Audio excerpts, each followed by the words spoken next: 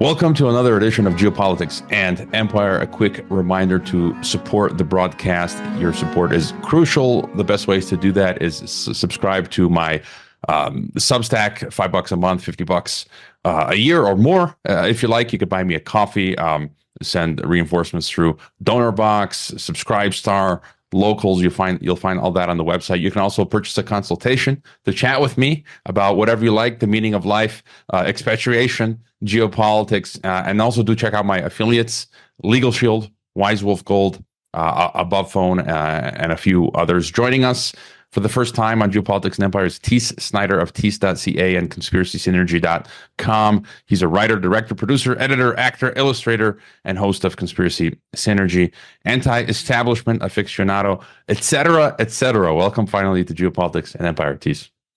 Thanks for having me on, man. Happy to hang out here. So we chatted a few times on my former TNT radio program, and your first time here. And we'll start with film first, and then we'll get to your universal theory of everything when it comes to the New World Order and all that. But if people go to your website, they can see you've been involved in writing, producing, directing films. Some of them short films, Blindfold. Invisibles. I watched Invisibles last night, about 11 minutes. And then you've got this film from 2016, Hold Me. It's a feature film. You're in it as well. And, it treats on the subject of euthanasia, which is, again, related to some of the stuff we'll talk about, the MAID program in Canada, the sort of death cult, but of the elite that they're promoting today. But I watched the film last night, and I was very moved by it. Being a small independent film, I have to say, it's amazing that you guys were able to produce something of such high quality. And it's free for viewing now. So the link is in the description. People can watch the movie for free. And of course, if you enjoy it, send a value for value donation. But tell us about Hold Me. Yeah, sure thing. So Hold Me is the story of a woman whose job it is to hold and console people who are being voluntarily euthanized. It's set in a fictional capacity in a general kind of just like malaise of the United States. It isn't a particular place or a particular region. And that's because if you get into legislation and customs, it's a wildly different myriad of things, not only across the United States, but across the world. And that's the case when it gets into doctor-assisted dying, end-of-life care, hospice, palliative care. All of that kind of stuff is a very vulnerable and nuanced thing that is highly specific and highly semantic.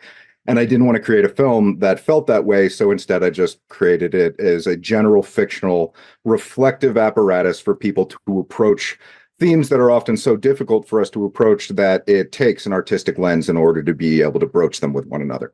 So the entire idea of the film is to allow that fictional world to elicit from the viewer their own unresolved grief, their own unconscious assumptions about the character, about some things that are left out of the explanation of what's happening in the film, so that you can, in sort of unguided therapeutic way, take a step back, think about what you think, how you feel, why, and then be more inclined to have those conversations openly with other people. And I say that because end-of-life care, not only in the United States, but generally speaking on a global basis, isn't great.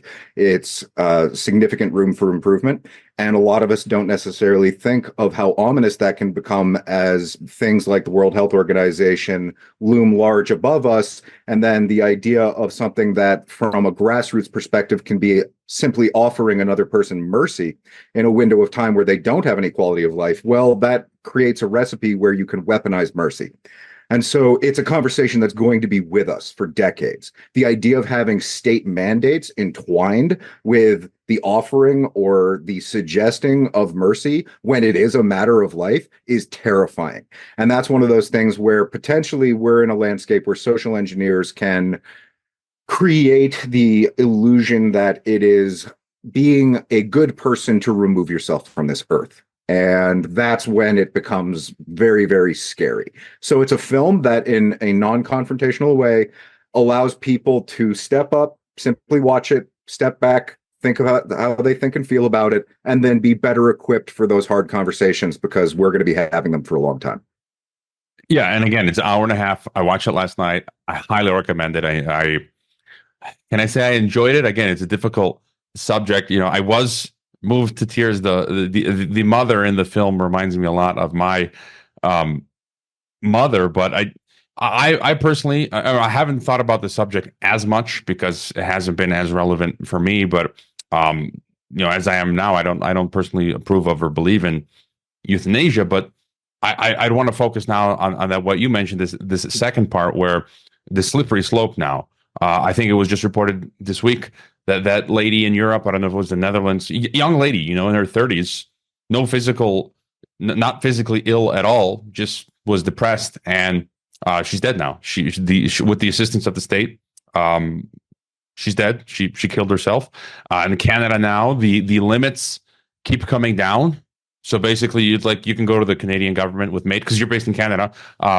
If you don't feel good, you just say, "Hey, look, I really don't kind of feel good. I want to die," and then those limits just keep getting removed. And then if we combine that with a lot of the elite literature going back a century, the Bertrand Russells, the George Bernard Shaws, the Huxleys, who openly talk about this. I shared on my social media recently a new white paper from a globalist think tank, which actually says we need to get the ideal population is less than half of what we currently have, 3 to 4 billion.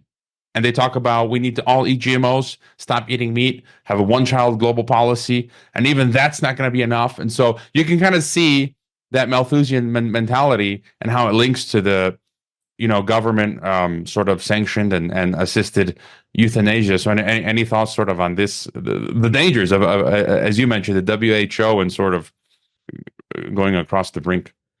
Oh yeah, no. So it's all really important points, and from a philosophical perspective of being able to step back from the compartmentalized method in which the medical system exists, like on a global basis, the medical system exists at an approximate margin of about 15% to 30% of GDP of any given region. And that's just wide margins that would vary hugely depending on the infrastructure of the bureaucracy. But they all exist in the same kind of hodgepodge amalgamative mix of what emerged internally within the United States because of the Flexner report. Flexner, two of them happened at the same time. One was for education. The other was for the consolidation of medicine and to define the brackets that we thought of medicine according to the allopathic model. That was done in order to make it industrial, to make it profitable. And then that's ramped up repeatedly for a variety of different reasons, be they pharmaceutical incentives, vaccinations, all kinds of different things over and over again. That's because the system itself is built as a mechanism of war, but it takes a very, very broad lens in order to be able to enter into the conversation about it on that level of understanding. So from the onset, approaching it with that perspective of these social engineers created these systems. These social engineers are the same people who want to erase a significant portion of the population, and they can use that Margaret Sanger kill them with kindness kind of planned obsolescence mentality to go about doing it in a way in which not only is it not obvious to everybody, they will literally run to the people who are planning to kill them as if they are going to keep them safe. That is completely warped and inverted. And yet that's how the long, broad brushstrokes social engineer creations like this are thought of, gradually brought into being, institutionalized to the point where we cannot conceive of medicine without them. And then everybody who's screaming that it's a death cult is marginalized as at the same time people who are young and healthy are being put to their death. And they volunteered for it. So it's one of those things where that's a really scary situation. What's happening because of the way in which the medical system exists right now is and will continue to be weaponized as warfare. That's the system we exist in right now. So many places we can take this, but we'll continue that conversation. I just want to get your further thoughts on the filmmaking process. Just your general experience. If you could tell us about what it takes to make a film like this, and then your other film work. I guess just putting it all together, the process of producing, writing, directing, financing, the film in the indie space. Yeah, so it's brutal. It's like soul crushing, devastating. It's like having a lot of different kids who don't exist, and you have to keep telling other people that they do exist, so that you don't just seem like you're crazy and where you're wasting all of your energy. If you actually have kids, you can just point at them and be like, "There, that guy. That's why I'm so tired." But if you're making a movie, it's like having five kids and they don't even exist until you finish the thing, and it's kind of like that. So it takes all of your energy, all of your time, and it's very little reward that you get because we exist in the continuum of a deliberately broken paradigm, which is the mafia system of Hollywood. And it being both a predictive programming apparatus that poisons us and it gives us entertainment and entrainment when really we're supposed to have substance oriented, reflective tools that we can tell really important stories with and then use those as almost like a transmutation for what we do about it in real life. Right now, movies are almost made to entertain us, and then we sit there and it's like, oh, was I entertained? What we're supposed to be doing is creating things that engage us, and then something more important comes out of that in the real world. So that's what the indie filmmaking movement stands poised to do. But the previous Hollywood, like just mafia structure, is created in the way that it's been created to basically keep that alternative infrastructure from coming into view. We are kept from the films that we need to have the conversations that we need to have to come to the solutions that we need to get to because of the way in which the entertainment industry has been built. And it's extraordinarily difficult to get out of that model because it takes all of your energy and you're just like trying to make it to the next stage, which for me was 5 years of making this one film. And that's also working in kitchens, that's also working in construction and a variety of other different things just to be able to pay other people's bills as I make nothing. And like the other producer on the film, Axel Stasny, was also the director of photography. I only ended up paying him $1,000 to cover his rent and expenses when he was here locally in Canada filming with me. And that's other things that he did, the coloring for the film that you don't get compensated for. So it's so much sacrifice for so very little while you're juxtaposed with this gigantic, like monolithic organization that gives people all the entertainment they could ever possibly want. And yet it feels cheap because you don't feel fulfilled after you watch a cheap movie. You feel fulfilled after you watch something that means something to somebody and inspires you to go out and have those meaningful conversations too. So in the sense of my own personal journey, it's brutal, it's excruciating. It took me more than 2 years of burnout after making this film to even get back to a semi-functional state. And until that changes, we aren't going to have the movies that we need to really foster and foment the conversations that will get us past the problems that we're all currently just marinating in. And that's the reality for everyone. If you look at just like the the festival circuit, in order to get your short films into the Academy Awards, you have to get into certain festivals. If you even do get things that are for a theatrical release in the United States, the rating organization of the MPAA has priests and other people who determine the final rating that those things are given. And there's just like these various different layers of insulation to keep things from happening on a more grassroots level. Because if we had the power to tell these stories ourselves, then we would change the world. But if we're relying on Hollywood to give us those stories, we're always going to be close, but we're never going to get there. And so that's kind of just speaking about independent filmmaking and what it's been like for me. Yeah, and we were discussing some of the actors in the film that I enjoyed, and you mentioned how there's no shortage of good quality actors, but that they can't, because the system is controlled by the Hollywood cult, and so only the people who sort of sell out can become the Brad Pitts and the George Clooney's, and then everyone else is sort of, is that how the structure is?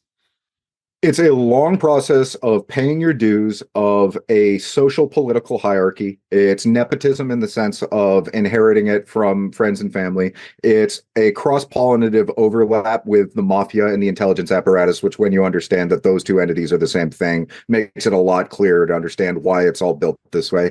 It's also honeypot blackmail leverage. So that's when you get into the whole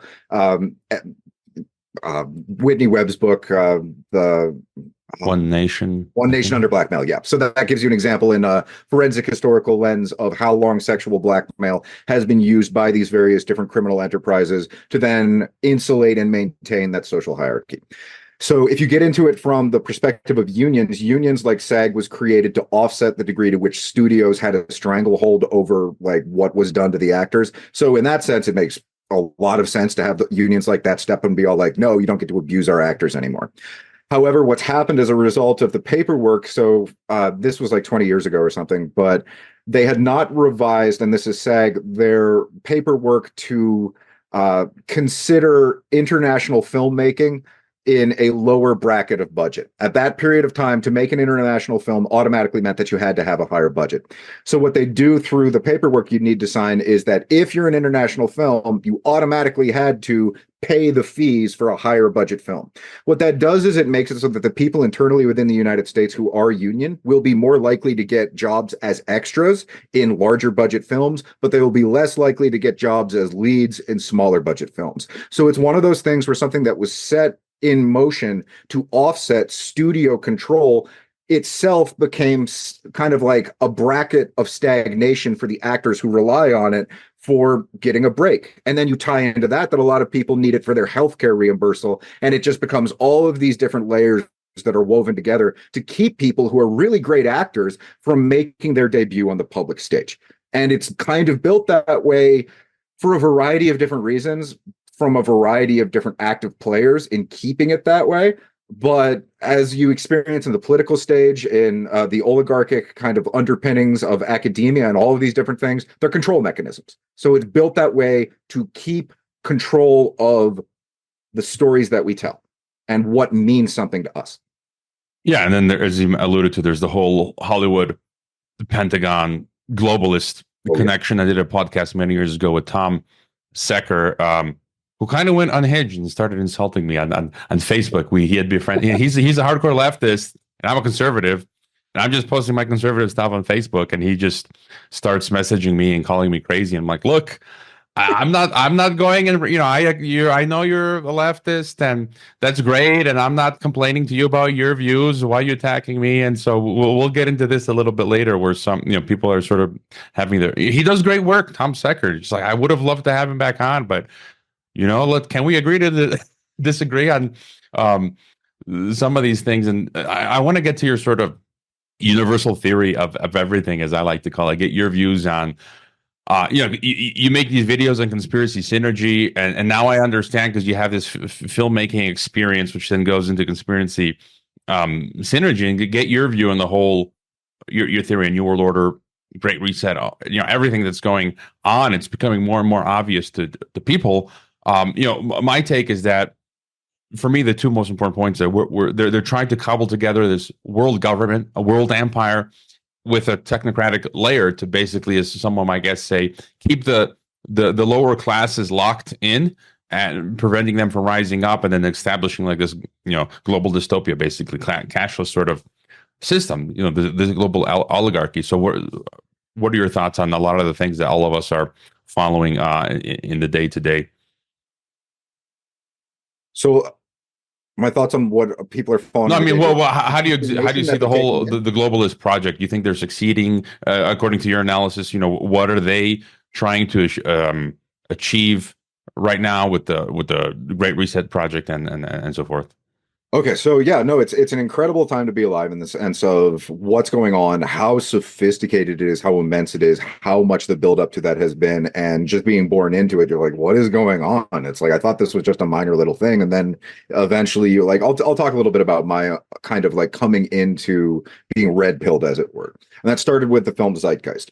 And I watched it and I'm just like, whoa, those are some really interesting thoughts and stuff. And what really did it for me was going out and trying to have conversations seriously about those thoughts with other people. They'd keep shutting me down immediately. They'd be like, well, that doesn't make sense because of this. I'd be like, oh, well, that's a conspiracy theory because of this. And be like, all right. And then I'd take those questions that they'd ask and I'd go home and I'd watch another documentary or I'd read another book on it. And I'd be like, oh, okay, that's because of this thing, which is over here. And then I'd go back and I'd have the same conversation. And this kept happening for years. Over and over again, I'd try and have a serious conversation about something. People would find a hole in it. They'd point to it and they'd be like, well, I guess I have to go down that rabbit hole now. So eventually, after like 15 plus years of studying this monstrosity, which is itself a deliberate creation on behalf of an entity, and that entity is something which is, in essence, anti-human, be it itself actually human and just hates humanity, or is something that is not human and hates humanity Either way, that's what's going on. We've got this thing that is very against life, and it is very pro synthetic transhumanist way of living and trying to back us into the box where that is the only acceptable thing. Oh, by the way, that's a death cult. That's what that actually is. It's this, here's this magical futuristic world that can, no, that's death. They're trying to goad you and lure you into your death, and they're doing it with a bunch of like sexy pamphlets that are designed to appeal to your baser instincts. It becomes a lot more glaring once you enter into like esoteric and metaphysical conversations, which, depending on everyone's grasp of science, religion, and their perspectives on culture and their just personal disposition, becomes very murky waters. What it's really, I'll describe it this way: on the surface, there's corporations. Under that, there's governments. Under that is deep states. Under that is secret societies. Under that are ideologies. And under that is what is actually objective and inherent to nature, what is actually true. Things start from that actually objectively true, but we perceive them based on the layer or level that we're at or have the most engagement with. Most people have engagements with corporations, or they'll work for a government in some sort of bureaucratic offshoot, be it with healthcare or something like that. Some people will be in a secret society, but they won't necessarily be in the inner rings of that secret society when it then punctuates and goes all the way to social engineering. And if they do have some ideology, a lot of the time it'll be more of like how the Jewish people have been used by Talmud extremists over the course of their evolution, unbeknownst to a lot of that Jewish population, because they can't conceive that someone who holds their belief would use it as a leash. So what we are is a generation that's been born into generation after generation after generation who has had a similar leash tied onto them. And now we're at a point where it's like the gloves are kind of coming off in a way. And we're all like, all right, well, what is really going on? What is objectively actually inherent to nature? How does that actually work? And let's remove those different contextual lenses of perspective that so occult and blind our perspective on what's behind on the surface level. That is so much that it literally, like Hervora had mentioned that I created my show Conspiracy Synergy. It is, the last 4 years of work for me have been less than 10 hours of media that I've created. And that's because of how much it takes to distill this much information down to something that is palatable and digestible for the layman. We are at a period of time where if you do not get your friends and family to start to wake up to the reality, they will eventually be weaponized against themselves and one another. The mentality that we have had the luxury of entertaining our lives, more or less, and those which preceded us, is that, oh, well, we could just go off into the woods and escape somehow. No. It's worse now, because it is that global technocratic control grid. So this means that we actually do need an education in the objective reality of what is happening, whether or not it is comfortable for us on an individual level, a communal level, or a societal level. That means a whole lot of being really, really uncomfortable a lot of the time. And then at the same time, bumping into our own individual and societal egotism and the threshold of how wrong we had it before. That is very difficult for us to do as people, to admit that we were wrong, to amend and try and do better for the ramifications of having been so wrong, and then to actually change the direction that we were going in and to choose the right direction instead. So that's what we're experiencing right now. We were being pushed off a ledge by these social engineers, trying to turn as many people into the meat grinder as they possibly can, promising them a falsehood of transhumanism that will never manifest for the average person. It is only the sales pitch for the elite who themselves believe it, that are so far up the ass of the death cult that they are themselves entwined with, that they can't even recognize that they themselves were lied to, because they think that by having sold their soul earlier on, by doing the devil's dirty work, that means that they're going to cash out. No, it means that they get closer to feeling like they're going to cash out, only to have it all crash down at the last moment. That's how evil works. It is a death cult, objectively inherent to nature, and then it sells you a far better looking brochure because of the PR campaigns that they manage. That's how the whole thing works. I think you summarized it well. You know, I thought recently of Rockefeller kicked the bucket not long ago, and then Henry Kissinger at 100, and and they're sold this. It's been since time immemorial this illusion of trying to alchemy and trying to achieve immortality, and now it's in the form of transhumanism, and you still got the Ray Kurzweils who are taking 200 supplements a day so he can stay long enough until the singularity kicks in, and then he can achieve immortality. It's just like as you said, it's not possible. It's never ever going to be possible to take it to access your soul and then upload it, merge it with some tech to live forever. And so there's so many things here. So you already talked about the death cult aspect, and then East versus West. A lot of people think that BRICS, multipolarity, Russia, China, like the grass is greener. You look at the Anthony Suttons of the world, Carol Quigley's, all these other folks, and they talk about convergence, where you've got in all countries these elites. And just this week it was Riley Wagaman published how in Russia they're having this conference now. And he said there's literally at this conference in Russia is talking about, I call it the algorithm ghetto multipolar edition. And Riley says the top agenda item at the St. Petersburg International Economic Forum is the transition to a multipolar world economy, the creation of a global carbon regulation system that will pave the way for long-term sustainable development. So again, how is Russia or China fighting this stuff? They're not. And so again, I feel like any thoughts, looking at it from a geopolitical perspective, we're sold this East versus West fight, and it's very George Orwell. He talked about this, that they're all sort of in on it, and it's East Asia, Oceania, Eurasia, right? Kind of fake fighting with each other. Just any thoughts on that whole world government? So I see it as, once again, those are absurd sort of like PR brandings on the superficial layers that themselves are designed to occult a deeper understanding. You don't want people to get to the metaphysical underpinnings of how government is a synonym for slavery. And you don't want people to understand those metaphysical underpinnings, because that would mean that they would have an objective understanding of morality inherent to nature, rather than the subjective decree by which individual governments go about saying, I can determine what is or is not moral by drawing an imaginary line. And so that's one of those things where it's like someone could start a government tomorrow where I am the government of me, and in this like fake little box of my subjective decree, I can murder people, I can steal from them, I can do whatever I want because I am the government, therefore I can do that. And that gives kind of in a larger scale denominative lens one's view at democide, the greatest killer being government itself. And that's what we're kind of on the cusp of right now. We're looking at the large scale machinations of government itself transitioning to a death cult, and that's a global death cult.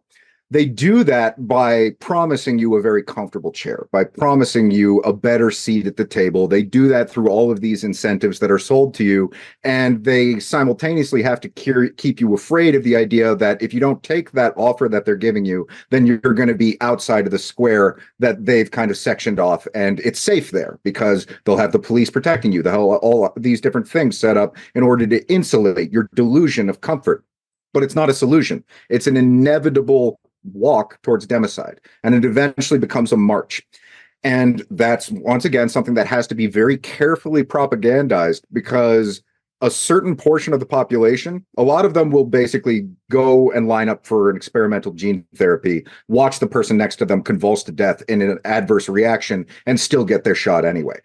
But at this period of time, there is still an ample portion of the population who looks around and says, this is crazy, and I'm not willing to go along with it. So it is that boiling frogs, gradual walk to then march to eventually boot stomp against your neck, death cult incremental PR campaign, and it's shameless time immemorial. If you look at like communism and fascism, they're two brands of the same schism, and that is the idea that individual decree can determine objective morality, and that's something that stems from any government entity or empire or emperor or people who get together and say our mob mentality determines what morality is for other people. And as long as we think like that as a species, on a species level, that we can tell other people what their rights are, then we're going to continuously be at war. And the people who foment and build that kind of war will be able to do it more and more because we'll continue to give them their consent by saying, oh, you're the emperor. Doesn't matter if you're wearing clothes. I still believe in the very existence of your title. It's one of those things. Just your quick thought on war again. In the 1984, Orwell talks about how they use the biggest control mechanism is to keep us always on the edge of our seat. Yep. Fear, right? The COVID or the war, and the biggest thing is like in many cases they won't even take us there, but it's just always that threat that they use to then keep us in check and take away our money and wealth and freedoms. The report from Iron Mountain in 1967, I think it was, they talk about how the number one way to control society is through war. But they have taken us to multiple world wars. And I do believe, I feel that they are going to take us now again to another global military conflict. And I think that serves both interests, both the East and the West, because that's then going to allow them to take away more freedoms, more wealth from the middle class, and then always build back better. They'll be able to build a new world government institution. It was League of Nations, and then UN, and then reform the UN or build a whole new type of UN. And then in the rubble of the war, they can rebuild these new digital systems like they're already doing in Ukraine. BlackRock's coming in. They're building these digital ID passport apps like Dia. And so just your thoughts on the specter of war. No, like you're exactly spot on. That's how it's done. You keep a constant environment of fear. Like I use the metaphor often that this is a cooking process because it's really difficult for people to conceive of broad brushstrokes like this until you pull back and almost look at people like they're amoebas. And so if you look at like the creation of cheese, you're getting a finite amount of resources and then microorganisms vying for supremacy of those resources over a period of time, which is in wave after wave of genocide, the thing that eventually results in a more pronounced flavor. So if you're going to make cheese out of the human population, you need to give them hope, you need to give them heroes, you need to give them false belief systems, you need to give them at all times a finite existence. That being, you're in a tiny constraint, and if you don't win, then the other people are going to win and they're going to take everything. The idea of allowing things to just go their natural course wouldn't necessarily result in that same flavor that is desirable by a connoisseur. These are people who feast on famine. To use the analogy from the film Gandhi, or poverty is the greatest war. That's what's going on. So the global conditions of constant poverty, constant ignorance, constant fear, those are well cultivated assets, and we are simply the crops that are reaped and culled at the discretion of those oligarchic underpinnings that so desired for that kind of hellish world to unfold. Until people viscerally get that, they are going to continue to run back to the next person who says, oh, hey, all the bad guys killed each other off. I'm here to save you. That's just the next part in the cheese making process. That's just the next guy who's there to catch you and to make it so that you're willing to live or die for the systems that they created to give you a miserable life. It's a continuum. Yes. And let me ask you then about the technocracy again. The digital CBDC dystopian 15-minute city control grid, cashless society. Just this morning, I'm pulling up on my X feed here. Nepal's digital identity transformation fosters challenges. The juicy part here, it says, this ambitious endeavor started in 2012 and aims to replace traditional paper-based citizenship certificates with biometric smart national ID cards that contain photos, personal data, and fingerprint biometrics. Major achievements under the project include the recent implementation of unique ID numbers assigned at birth and the issuance of millions of digital ID cards. And again, I draw the line back. You go back to the Nazi regime and IBM. And again, it's the Nazis were bad, yes, but so are the Anglo-American oligarchical corporations, the Carnegies, the Rockefellers, Fords, and all this stuff, right? And so IBM was helping build out this classification system. And it's like what they're doing now is just the continuation of what they've been trying to do since forever, is be able to basically where they become the farmers and we become the cattle, right? And they can classify, and then once they can classify us, find us, be able to manage us, then as you say, the mask comes off, they can democide us easy, and have their way with us. They can use us for experiments to attempt to achieve their immortality. And so, again, countries now are bringing in the digital ID, the cashless QR code systems, the facial recognition at the airports, all this crazy stuff. Up in Canada, I recently read there was some island where they attempted to make it so anyone going in or out of the island out there in Canada would have to scan a QR code. And that was, for now, pushed back. But just what are your thoughts on the technocratic control grid? Yeah, so once again, spot on, and great points of reference for the social strata that is emerging from the trash compactor that we're in as it gets tighter and tighter every day, and is doing so by design. From a metaphysical perspective, these are not things that are separate from one another. It is a continued process, much akin to going into a cocoon and then emerging as a different organism. There's an internal gestation and process of distillation that comes from the Machiavellian application of the refined art form of torture and pain. That's what this is. These are people who are practicing their art. But for those of us who grew up in a more nature and nurture environment, the idea of nature and torture environment seems so insane that it's inconceivable for us. So I'll paint it very simply. Cybernetics is the convergence between psychology and technology. It's the way in which you get that Nazi regime to then create the punch cards that orient people based on the degree to which they are willing to participate in that system, and to a certain extent become a functional extension of that system. You remove their individual humanity and you simply make them a cog in the machine. You can look at the basis for the compulsory school system, sourcing back to the Prussian education system, as a further refinement of the stripping of mind, the removing of creativity, of problem solving and autonomy, and replacing that with the utmost dependency on the state. That is a state of mind as much as it is a state in which we exist in, so much so that they are synonymous with one another.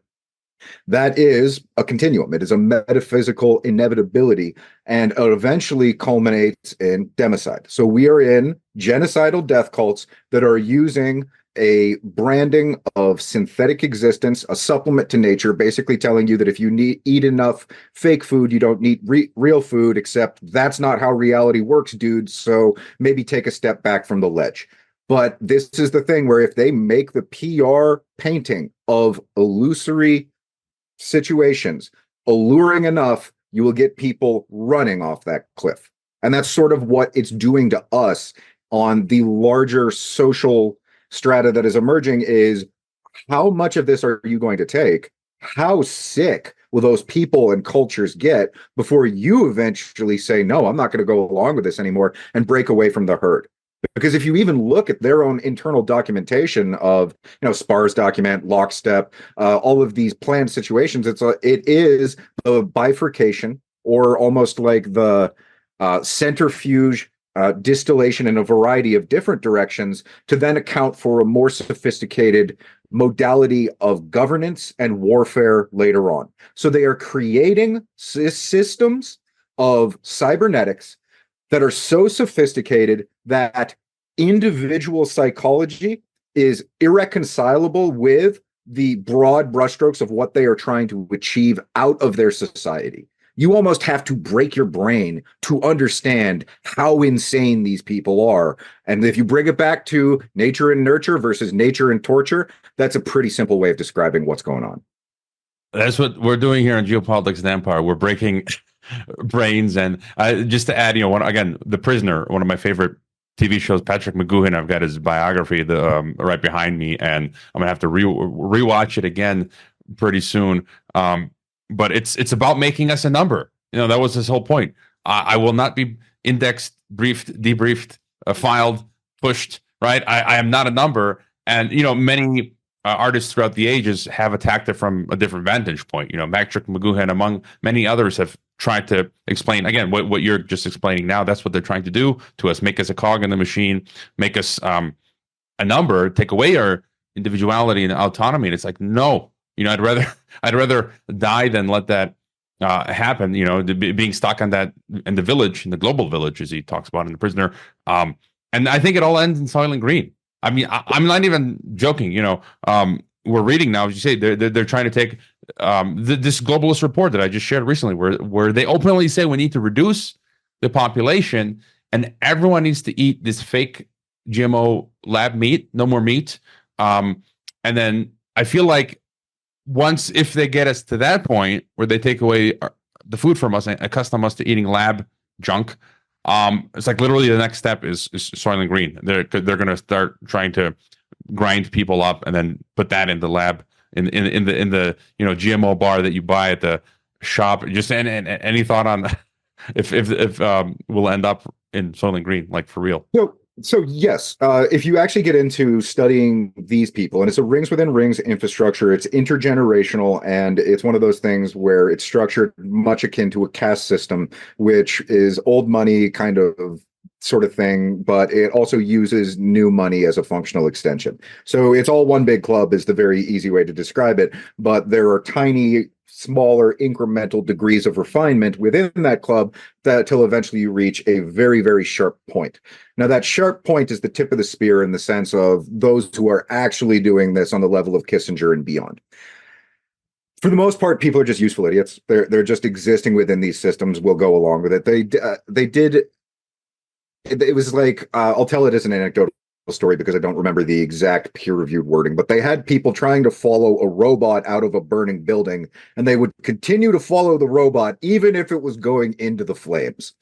So a whole lot of people exist in systems in which they are hopefully dependent on those systems and themselves have no freaking idea what they're doing. When you actually get into like Council of Foreign Relations, like Royal Institute of International Affairs, like Esalen Institute, all of these kind of stuff that are the working groups of the tip of the spear, even most of those people don't even really understand what's going on. They would be very difficult to talk to about that level because it would be irreconcilable to the version of the story that they were told.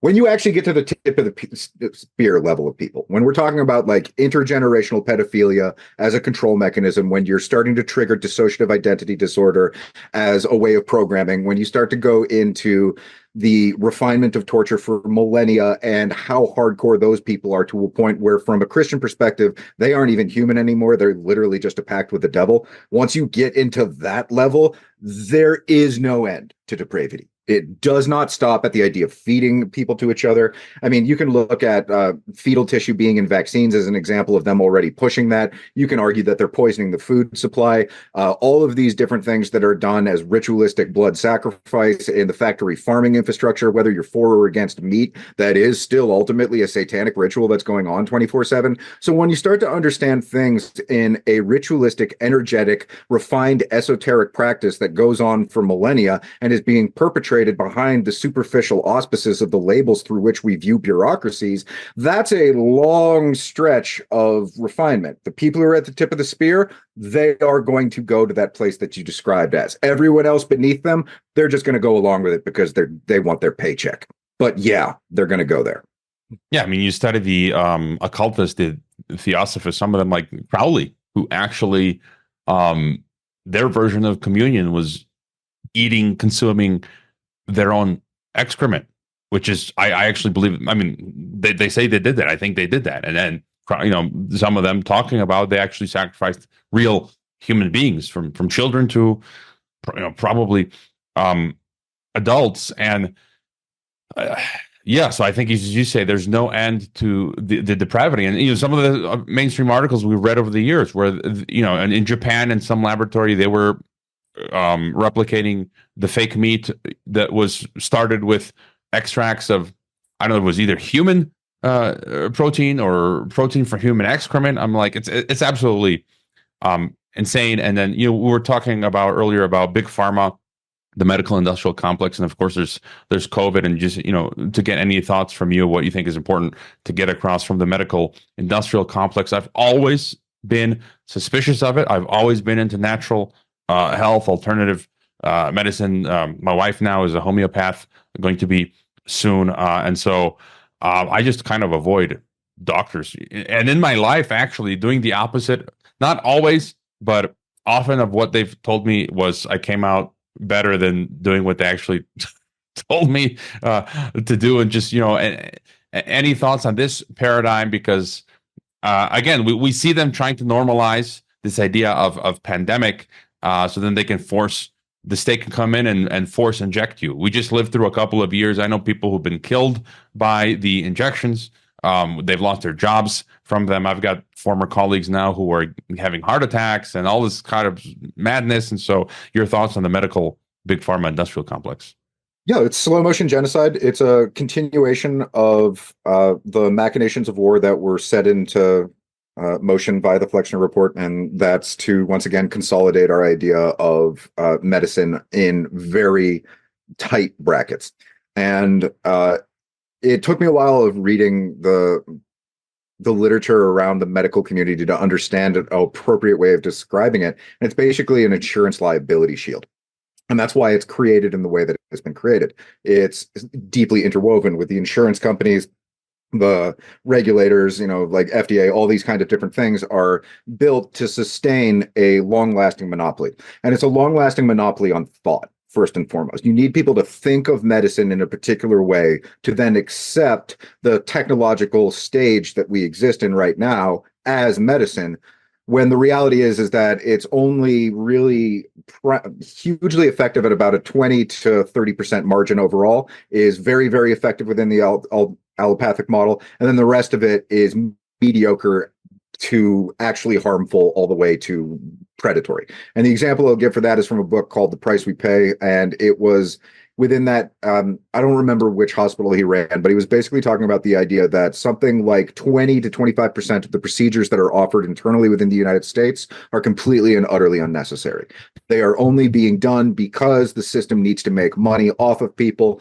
What also happens as a byproduct of those being done is that it then creates additional ailment and illness for people who will then need additional treatment or something later on. So automatically you're looking at a 20 to 30% margin that's just predatory, and it's literally there to harm people. Only about a 20 to 30% margin is actually effective and is there to save people.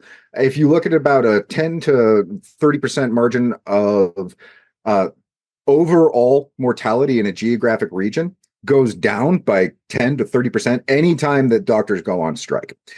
2016, third leading cause of death in the United States was medical malpractice. You can also log pharmaceutical overdoses and byproducts of that roughly in the same area.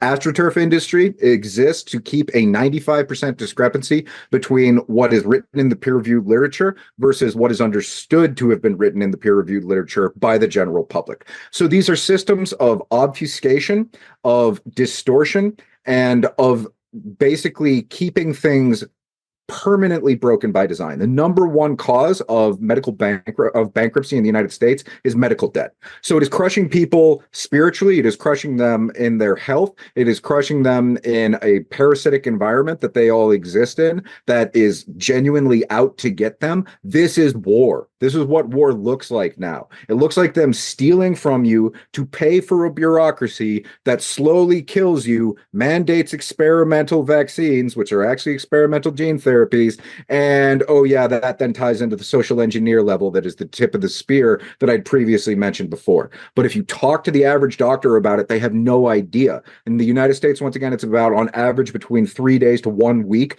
is the period of time that they spend studying vaccines. Prior to very recently, there was no double-blind placebo as the basis for contending the efficacies of vaccines. Recently, that landmark study was done. The doctor who did it showed across the board, the fewer vaccines you have, the healthier you are as a person, and they pulled his medical license for it. This is a mafia war infrastructure padded by PR of watching ER and Grey's Anatomy and other stuff like that. So we'll think of medicine as if it's sexy when really it's there to kill your grandmother and give her hope on the way to an early grave. That's the system we're in.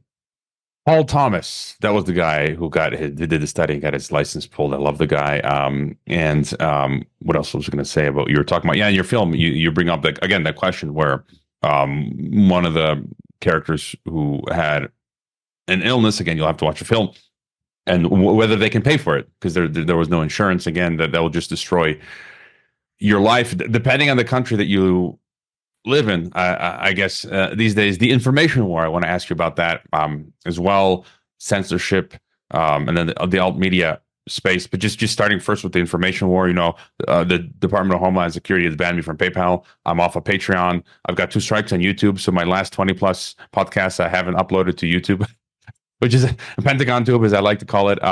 Scott Ritter, who's been on my podcast, former UN weapons inspector, yesterday he tried to board a plane to go to Russia. The State Department took his U.S. passport, and he couldn't go to Russia. Wyatt Reed of Gray Zone. I've met Max Blumenthal of Gray Zone.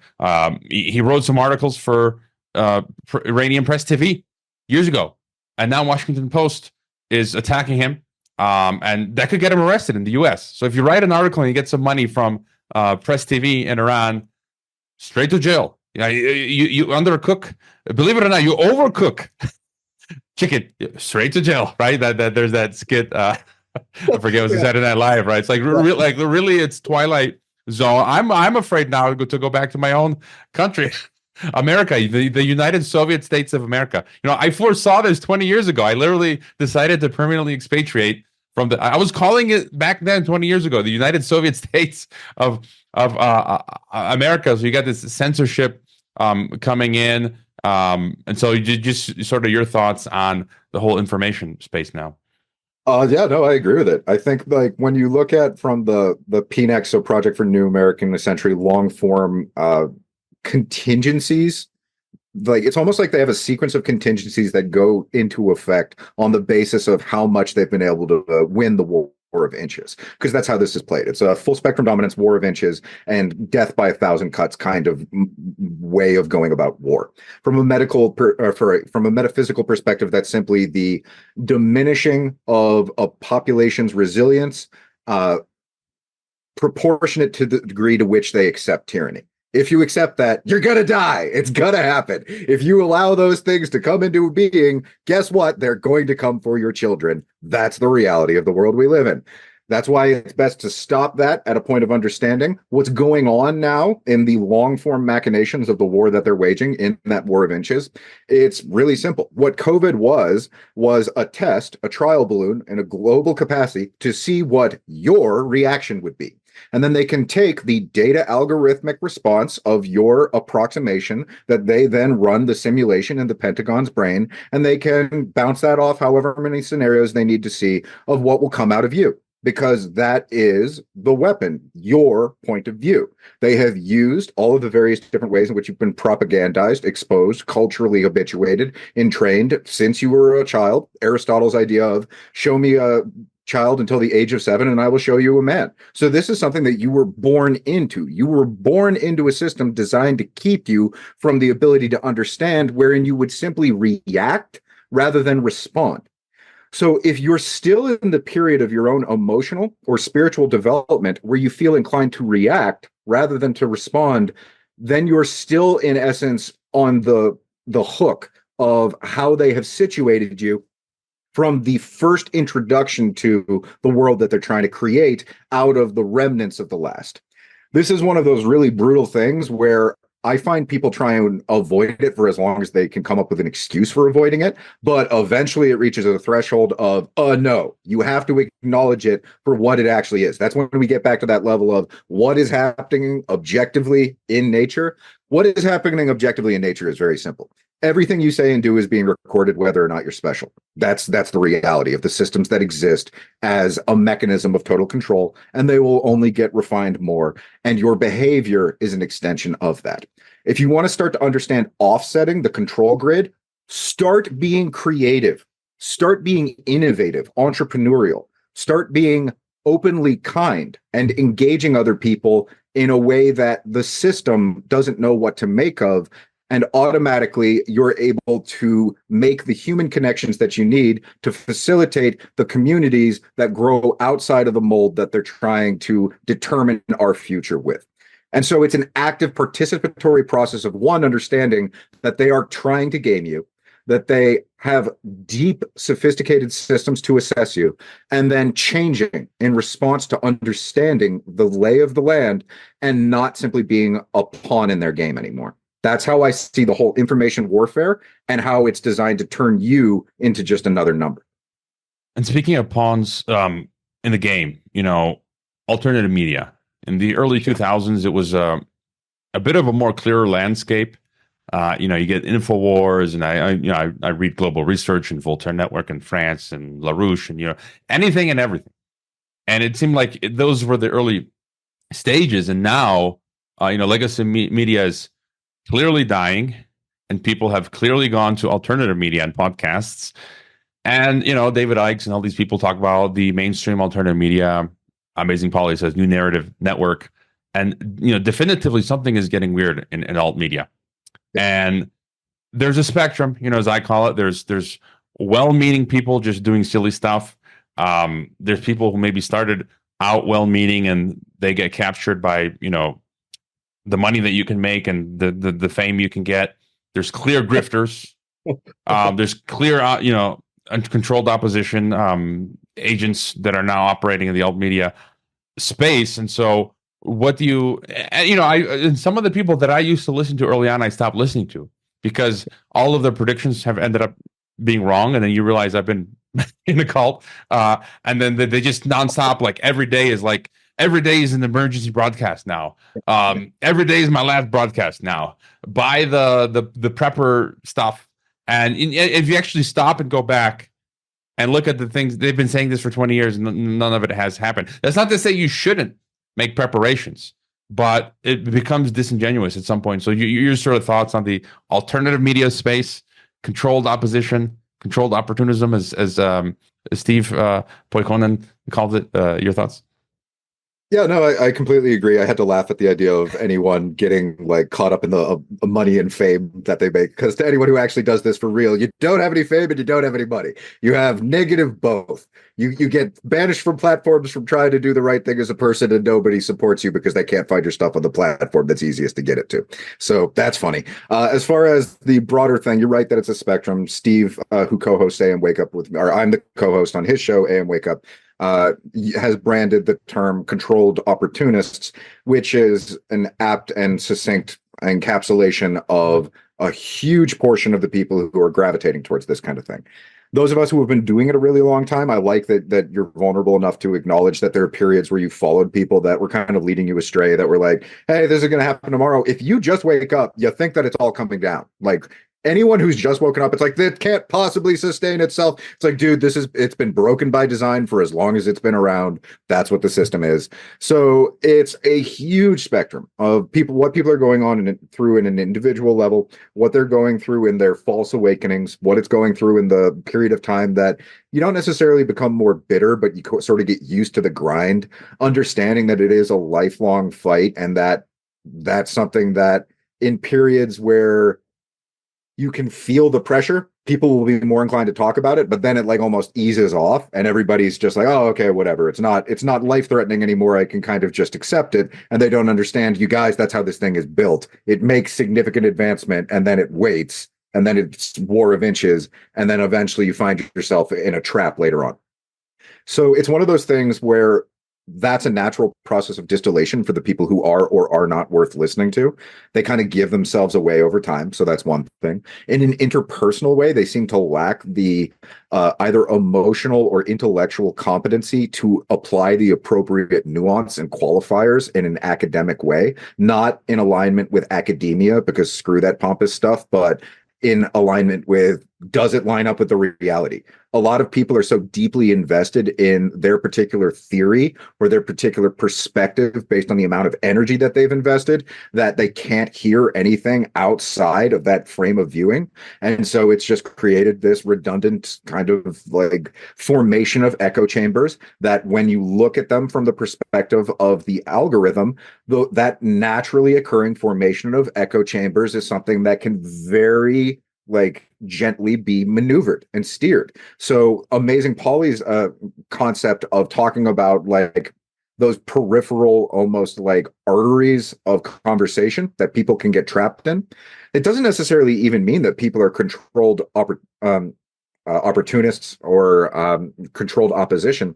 It could just be that they exist in a controlled environment that stipulates the reward structure and the incentives that are offered to them, and then they just naturally are themselves within that environment that they do not cognitively recognize for what it actually is. If you create an environment so sophisticated that the organism cannot accurately recognize or describe it. They exist in a perpetual prison. And I'll finish this note with a metaphorical example of just that notion, which is the idea of blockchain. You have to understand that what a blockchain is, think of it as one block after another. It's just a chain of blocks. If you look at it's basically like dark world manifestation of the worst possible situation that they could bring upon man, it's called a hypercube. It's a cube that exists inside of another cube, and anytime that it moves forward, the outer cube warps around until it appears in the front again. So it's a cube that you never escape. You're in that cube as it moves into the next place, as it moves into the next place. So a hypercube is the exact same thing as being described by a blockchain. It's just a sequence of the same thing over and over again.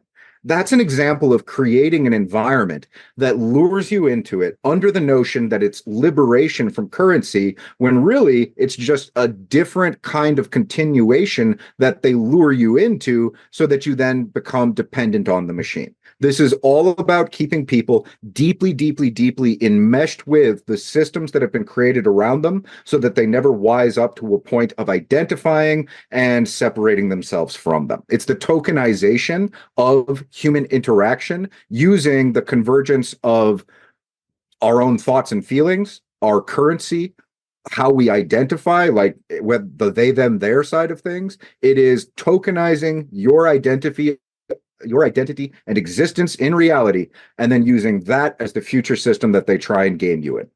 So that's kind of just like, as far as I can push that into the future, where they are right now, where they're going with it, and how everyone is basically, just whether they realize it or not, getting wrapped into it. Yeah, and then that last point, just one more thing. Your thoughts were, I think some people's brains are getting broken, or they're getting too fringe paranoid. Where there are clearly people in the space who I disagree with. I try to be friendly with as many people as I can. I studied diplomacy, win-win. I vehemently disagree with the no virusers, but I can hang out with them. Or there's the Putin worshippers. That's great. That's your thing.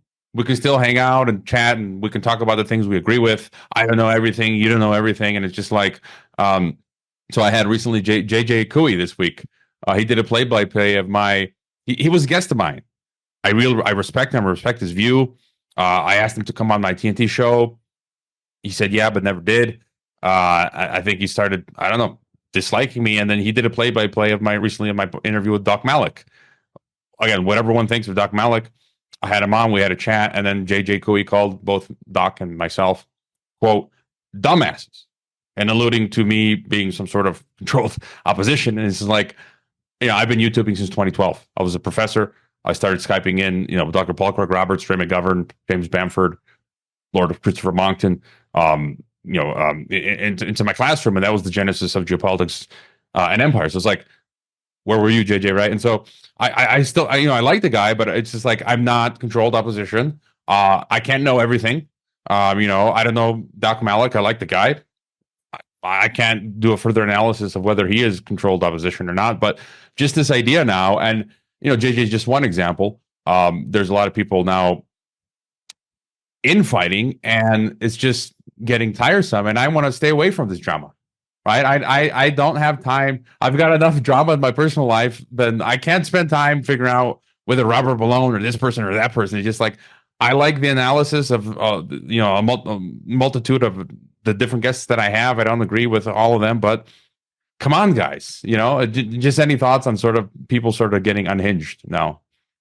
Yeah, so it's been like that the entire time that I've been. So I started off as a 9/11 truth activist, and I'd wear an American flag as a blindfold with a shirt that said 9/11 was an inside job, and I'd hold DVDs in front of the blindfold so that people could take them at their leisure. And the significance of stylizing the protest in that way is twofold. One, the American blindfold is meant to represent that the American government is lying about the events of 9/11. And the second is that our patriotism as Americans is keeping us from looking at the events of 9/11. Now, additionally, I understood that it's loosely modeled after the brand of protest that the Madres did, which is when their friends and family are being disappeared, they'd wear white headbands and scarves as a way of protesting when it wasn't legal to protest. So it's silent protest.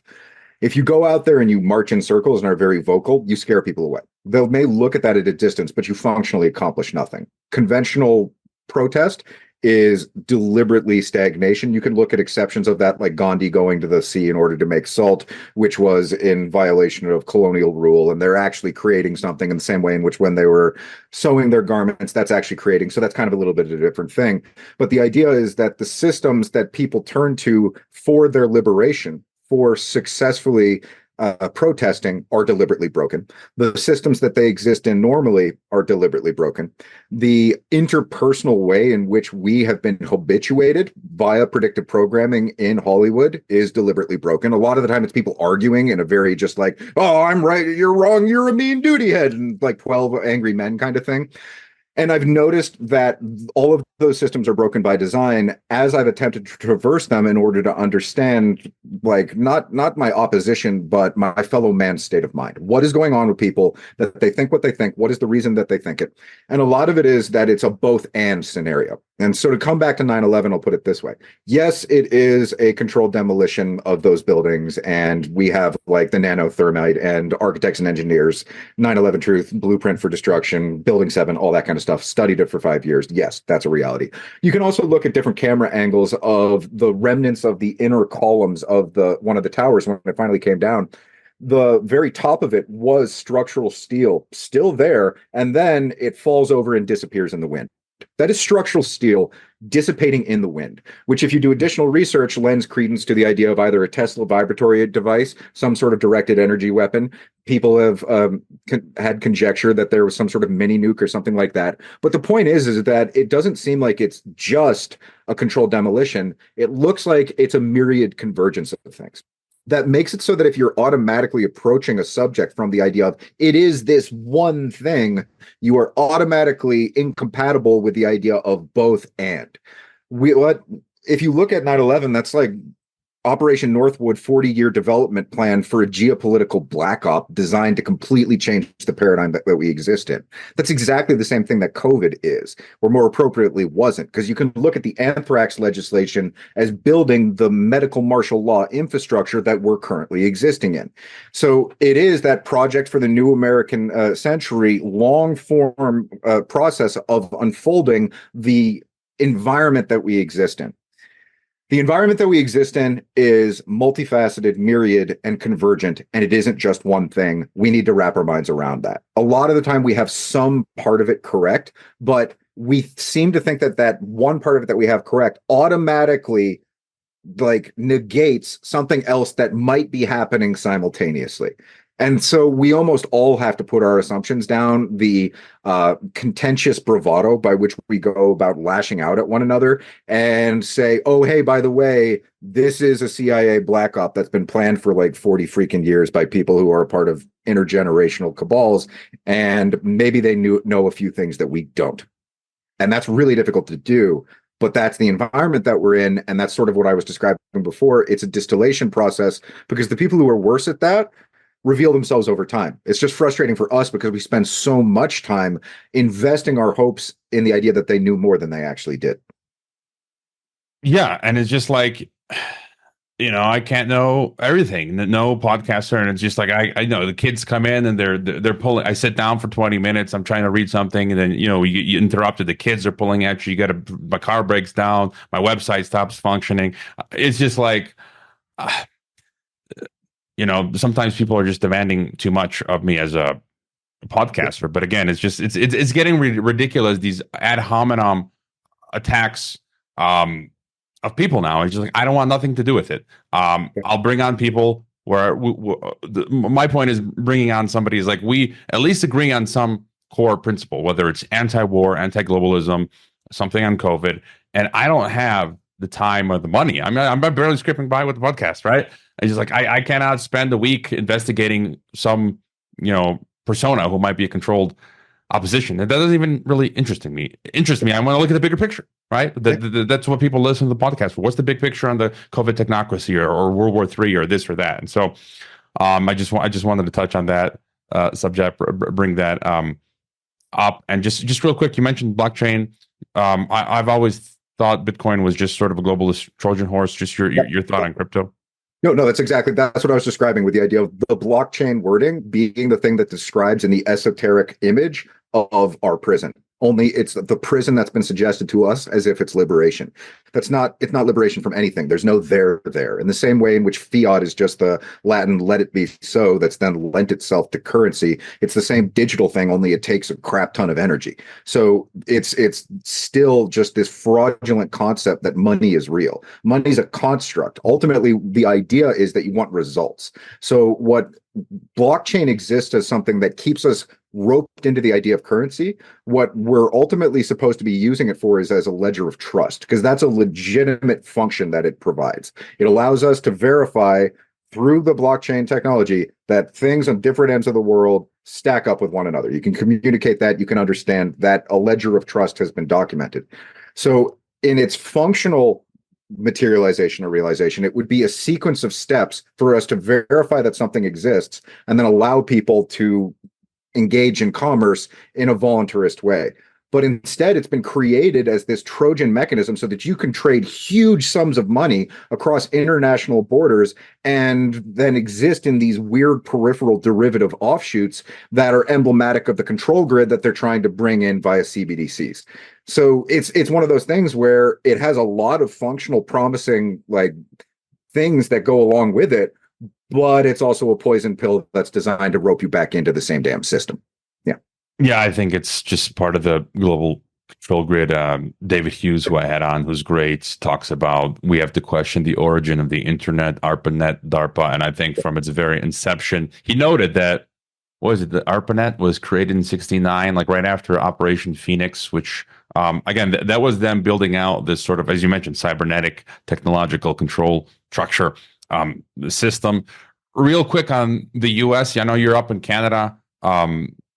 FEMA Region 11 sector of the North American Union.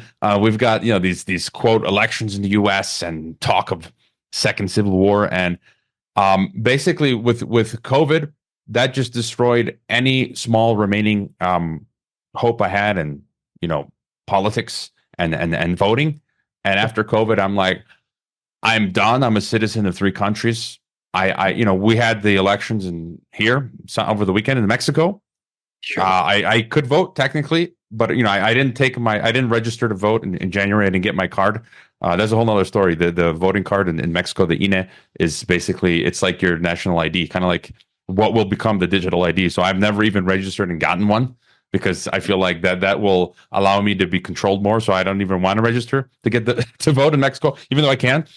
And we had three options, three political parties.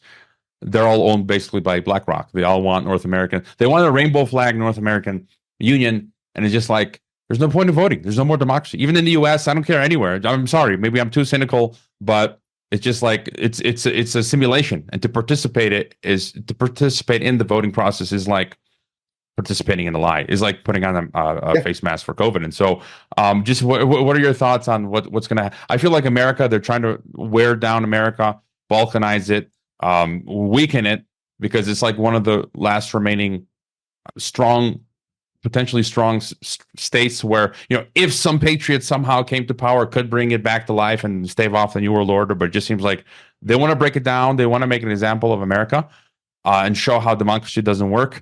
And then we need to bring in a more slightly authoritarian flavor of governance like they have in China and BRICS countries, to bring in technocracy, basically saying democracy doesn't work. Look, we got to bring in the experts, scientific dictatorships. Your thoughts on what's happening in America?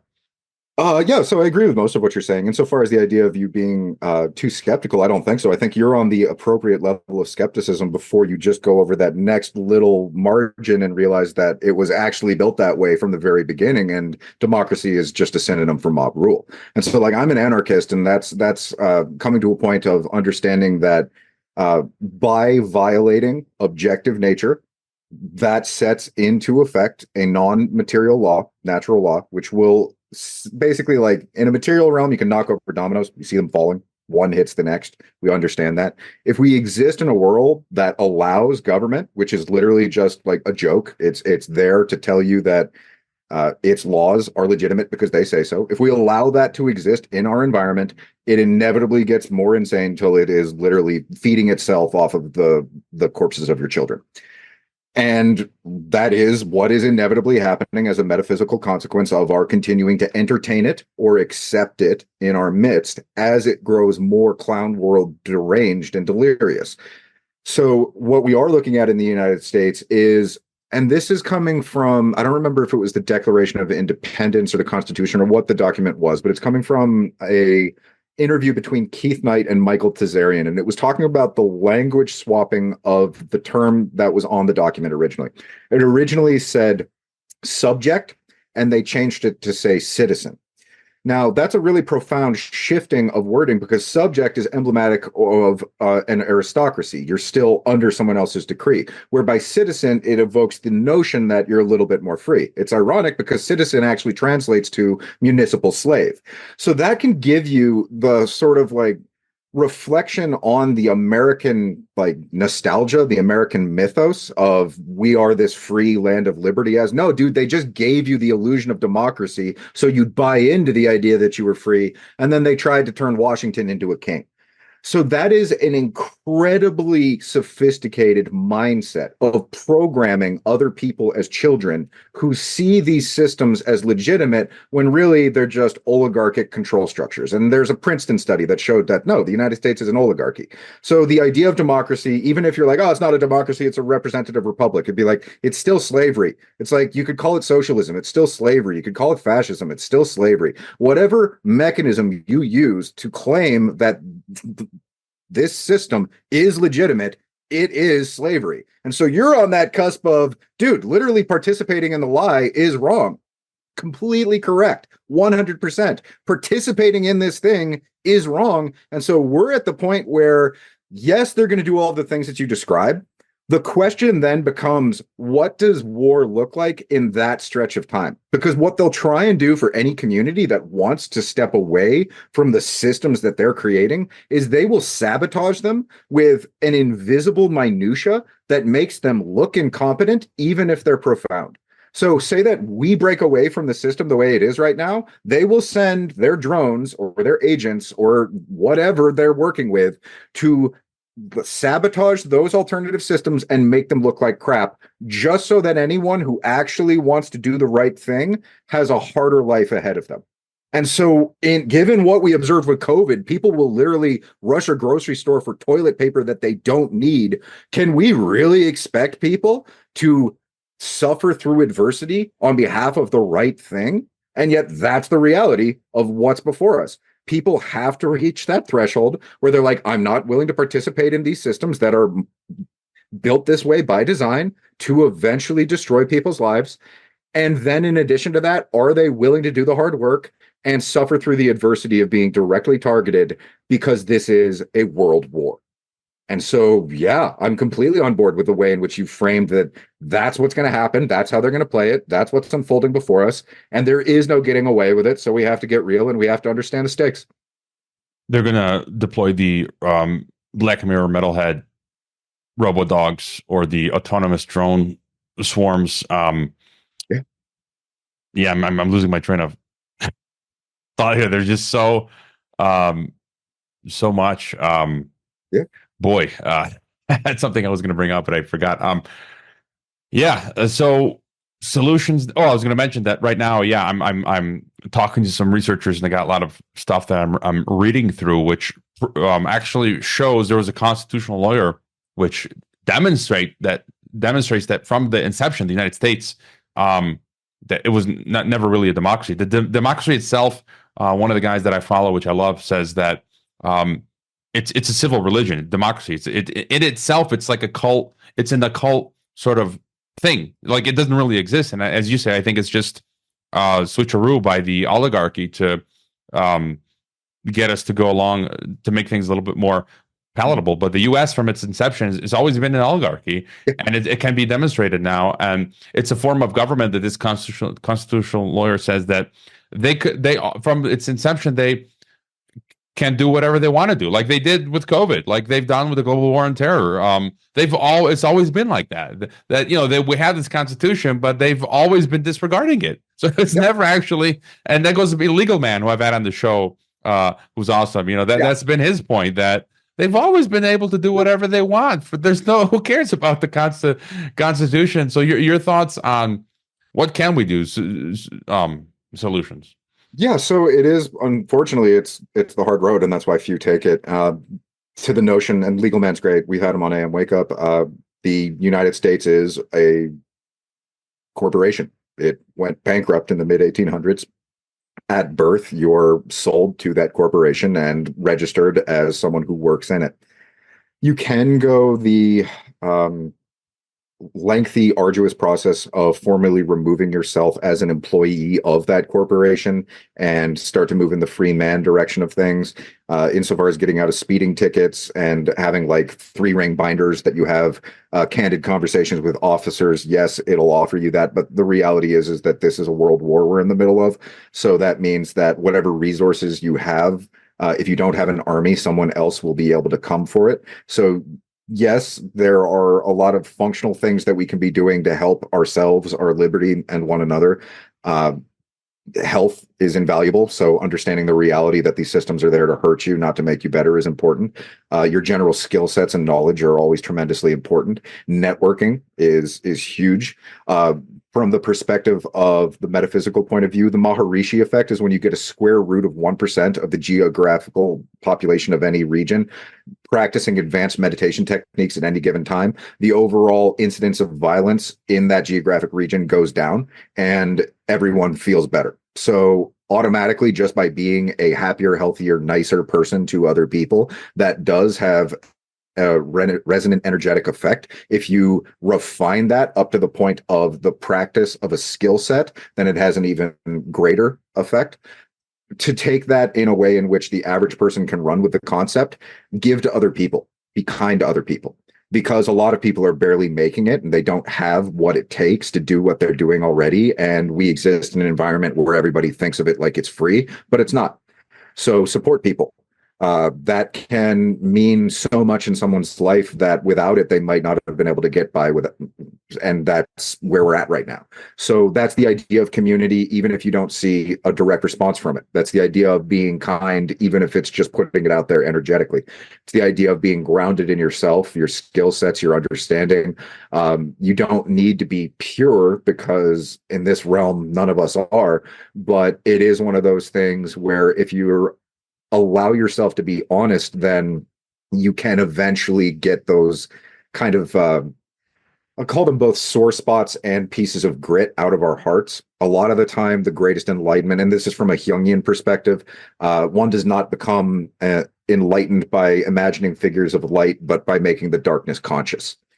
A lot of what's going on with all of us is the pain that we're going through, we have been through, and will continue to go through as long as we refuse to admit how and when we've been wrong.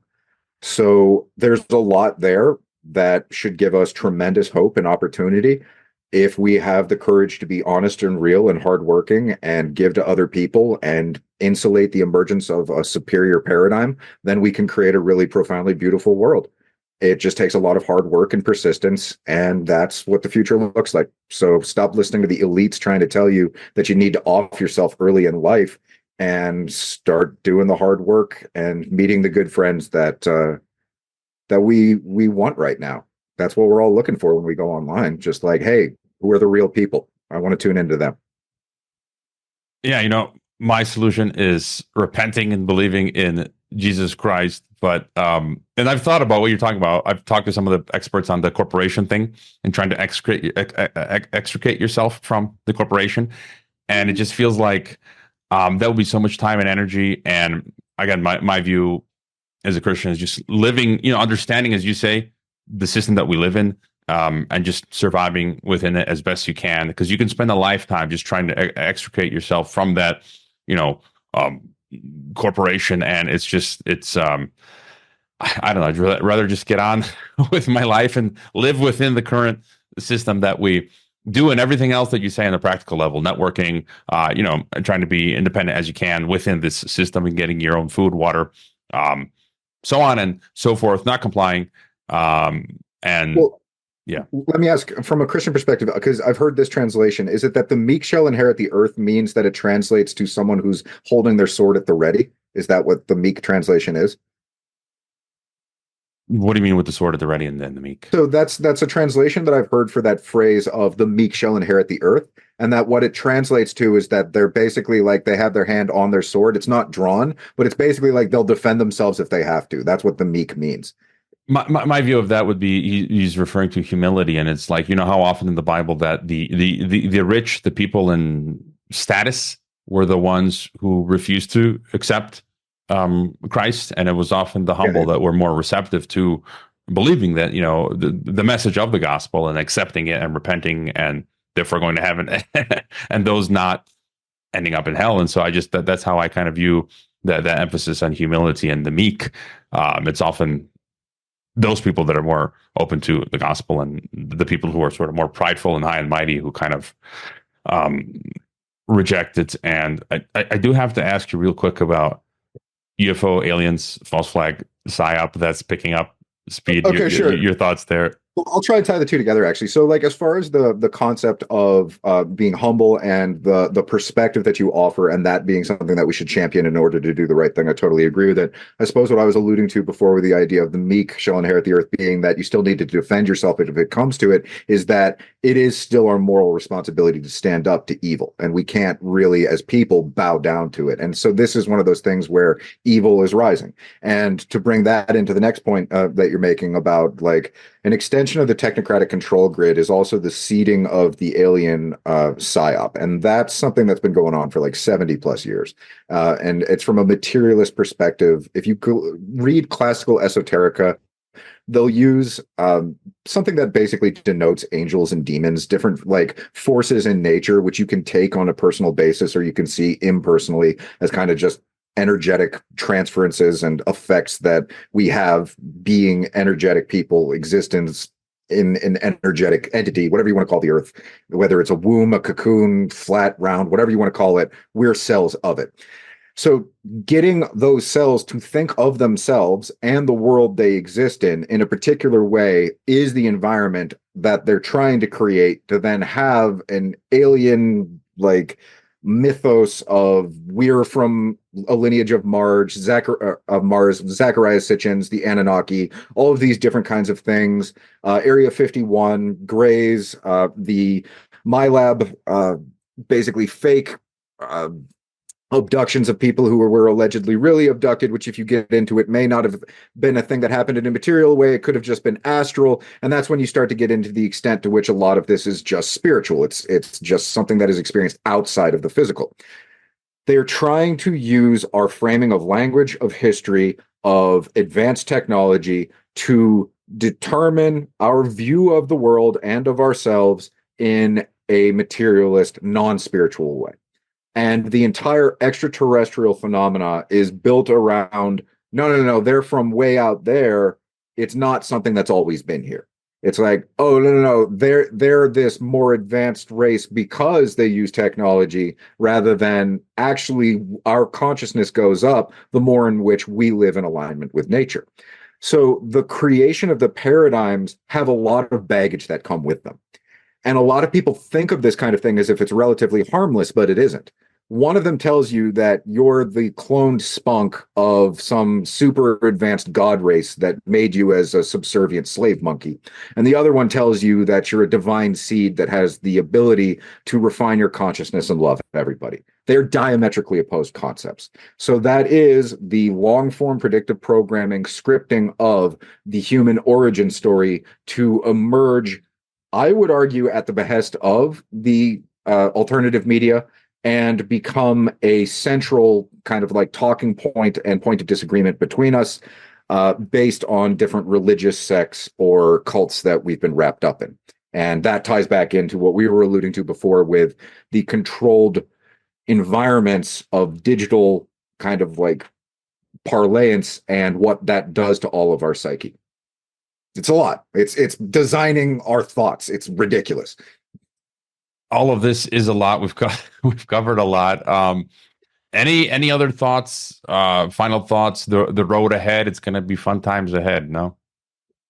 Man, it really just depends on how hardcore they go, how quickly, and whether or not people have the ability to do the right thing this time. So, the will they try? Yes. How bad's it going to get? Probably pretty bad. Does it have to stay that bad? That depends on your response. So it's one of those things where those of us who have been in it for a lifetime, we're kind of just used to it at this point. My show, conspiracysynergy.com, for anyone who wants to understand, it's like I've created something that is designed to be shared with your friends and family to get them up to speed on the basics in an emotionally palatable way. The way in which I talk, hanging out with her Jorge, is like we've hung out a bunch of times before and we understand this stuff because we talk about it all the time. If it's just me in a show, it isn't that I'm like acting or being condescending, but it's a little bit like this. It's more like I'm talking to a child. It's like, hey, this over here. It's like, we've got to take a look at that honestly. And I literally have like rabbit puppets and stuff popping up around me and all kinds of cartoons and fun little instructions that allow people to digest huge amounts of information and then condense it into a pill-like version. And then they can feel better. And once they feel better, it doesn't feel like it's a black pill. It feels like, hey, yeah, there's a lot of problems out there, but if I'm working with other heartfelt people, then it can not just be a venture, it can be an adventure. Add to it, make it an adventure. That's the whole idea. Yeah, Frodo, you're gonna see some stuff later on. It's gonna get pretty bad. But that's the reality of you don't get to stay in Hobbit anymore. You don't get to stay in the Shire. So I created a show that takes everyone who's on that level of just opening their door and venturing out into the big scary reality to then champion the resolve and the resilience to not only do that hard work themselves, but to help their friends and family. That's conspiracy synergy. And I like to think of that as being emblematic of kind of like a shift in consciousness that we all need right now. And whether it comes from me, it's important that we kind of like, what's your perspective on the turn the other cheek saying? The idea that you're supposed to turn the other cheek to even out the scars. They're going to keep slapping you away if you try and approach them more. Is that kind of your take on it? It's more like the love your enemy thing, and that's what I'm doing with my fellow podcasters who are insulting me. I'm just turning the cheek. Okay, whatever, guys, rolls right over me. No, that okay. I'm not gonna go back and make revenge. So yeah, that's exactly what I'm getting at, though. So that basic sentiment, turn the other cheek. It can be really hard right now. We've had to deal with a lot of the nastiness that comes out of people when they feel like they're backed into a corner. Just taking that breath and being there and being a better person, not for the sake of proving that you're a better person. A lot of the time, being a better person is having to deal with someone else's crap and not throw it back. So the more in which you're able to do, not like, obviously there are certain principles, self-defense still a thing. Obviously, I'm just saying that goes a really long way in helping to allow people to progress their positive developments of social skills rather than to regress them back into just entrainment and just like lashing out from baser instincts.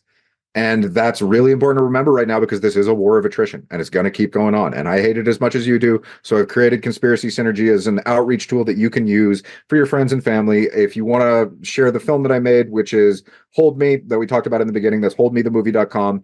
And the entire catalyst for my artistic work is that you can't talk about reality with some people, but you can show them a fictional movie that then allows them to come to terms with the emotion, and then they'll be able to talk about the reality. So you can find all of my work at teace.ca. That's because I'm in Canada. And those are some kind of like parting tools that I can offer you that you can use as outreach tools so that as we all go through this war together, your family won't get played for fools. And that's just kind of some last thoughts on the things that I've tried to create to make a way for a better world that we can co-create together. Because I see that's a very real future. We all get together and we talk about doom and gloom all the time. Are you kidding me? We have the best and brightest. Just work together. That's the reality. Yes, your all those links are in the description, so people can check out your site, subscribe to you. You're on X, your websites, all the different channels where your videos are posted. Like I'm assuming Rumble, BitChute, and whatnot. They can donate as well and support your work, and I'm sure you and I'll see you on a future edition of AM Wake Up at some point. And so, thanks for being on Geopolitics and Empire, Teace. For sure. Thanks for having me on, dude. Good hanging out as always. I hope you enjoyed this Geopolitics and Empire podcast. The website is geopoliticsandempire.com, and I encourage you to sign up for the free email list that goes out with each podcast and every weekend with a collection of news headlines. The newsletter and website are our last lines of defense. We're being censored and deplatformed. It's nearly impossible to find Geopolitics and Empire on the Google search engine. We've been blacklisted. YouTube frequently takes down our videos with strikes. Facebook restricts our page. Reddit and Twitter take down posts. And after the Associated Press mentioned Geopolitics and Empire in a 2021 article co-written with NATO, our Patreon account was terminated. Vimeo also terminated our Pro account. The best free way to help Geopolitics and Empire is to leave a review on Apple Podcasts or elsewhere and subscribe to all of our media channels. You can find the video broadcast now on 5 platforms: Odyssey, Rockfin, Rumble, BitChute, and Brighteon. You can find the audio broadcast on the podcast ecosystem: SoundCloud, Apple, Spotify, and so on. My current favorite social media channels are Twitter and Telegram, but you can also find us on Gab, MeWe, Minds, Float, VK, Instagram, Facebook, and LinkedIn. Finally, Geopolitics and Empire is in dire need of funding to continue. You can leave a donation, purchase a consultation with the host, or become a member to receive additional benefits. We also produce a weekly broadcast called Dissident Thinker for members and Rockfin subscribers only. We will continue to fight the good fight come hell or high water. Thank you for listening.